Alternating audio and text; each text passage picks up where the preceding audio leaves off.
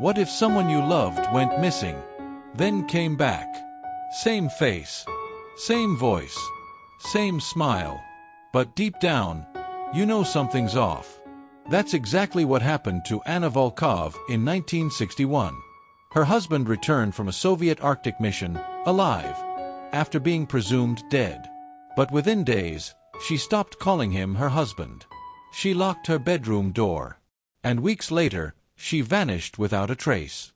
This isn't a ghost story. It's worse. It really happened. And the more you dig, the stranger it gets.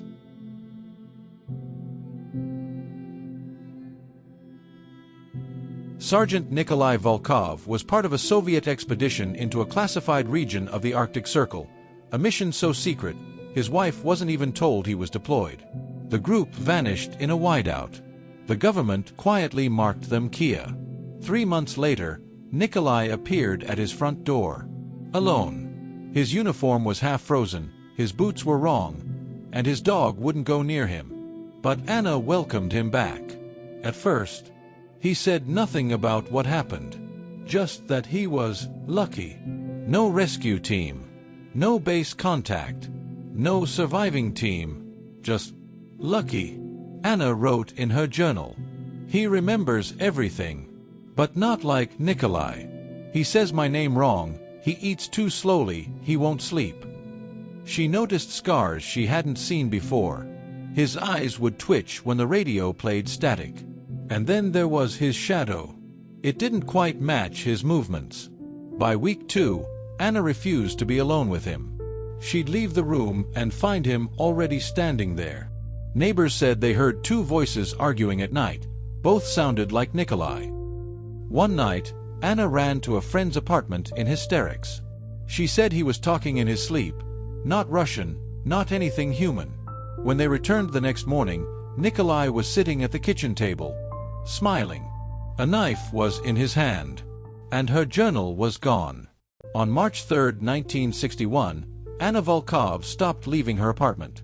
She stopped going to work and stopped answering her door.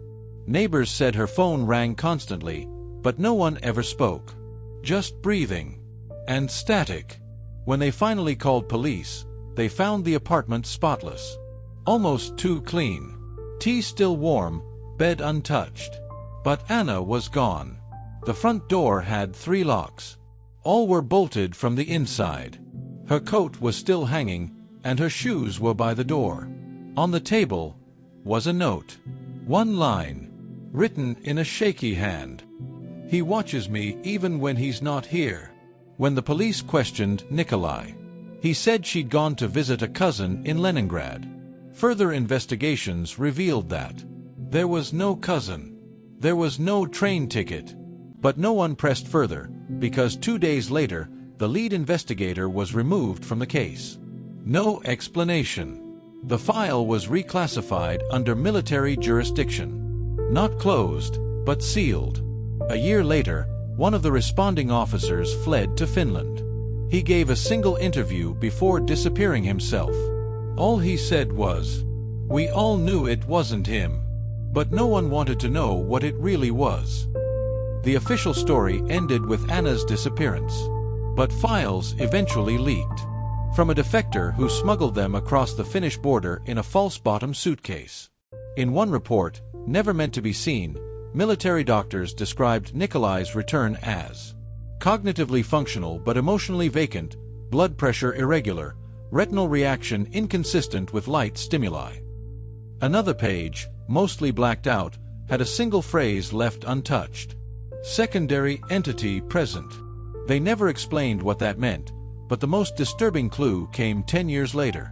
In a psychiatric ward outside Novosibirsk, a man was admitted after wandering out of the tundra barefoot and frostbitten. He claimed to be Nikolai Volkov. He said he'd been trapped beneath the ice, watching his life from the outside. His fingerprints matched. But when they played him a tape of Nikolai's voice, he vomited. Then whispered, "That's not me. That's what came back." Within 48 hours, he hanged himself in his cell. The tape was confiscated. The ward director reassigned. And the story, again, was buried. But somewhere in the state archives, a label still sits misfiled.